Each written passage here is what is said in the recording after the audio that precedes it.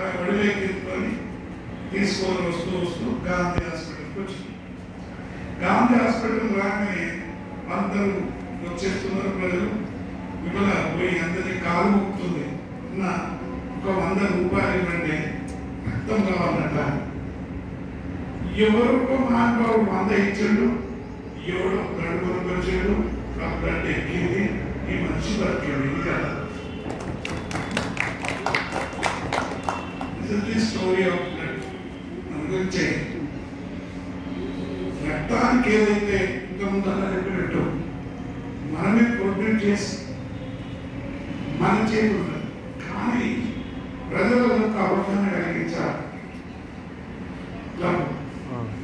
ఏం అవగాహన కలిగించాలంటే రక్తం ఇస్తే వీక్ అయిపోతారేమో, లేకపోతే లేకపోతే రోగాలు వస్తాయేమో, లేకపోతే ఏమైనా అయిపోతుంది మరి డుగుడుగుడుగుడు ఉంటుంది, రాకూడదు డుగుడుగుడు అవుతున్నానే. ఆ విషయాన్ని మనము తెలియపరచాలి.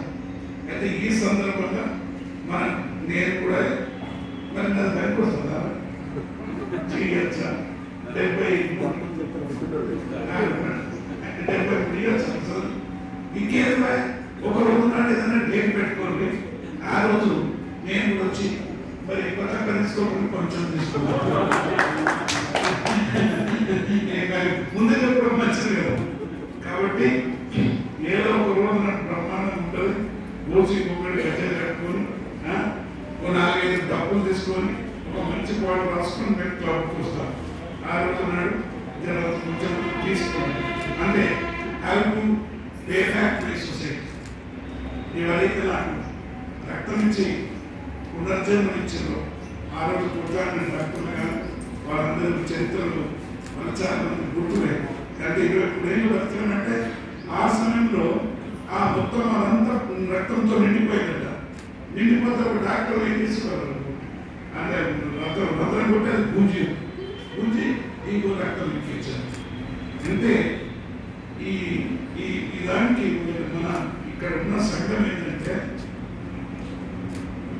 రక్తానికి రంగు, రుచి, వాసన లేదు.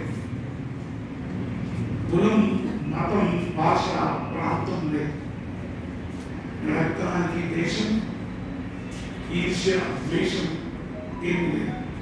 ఆ రక్తం లేదు. ఈ రక్తం అనేది మనిషి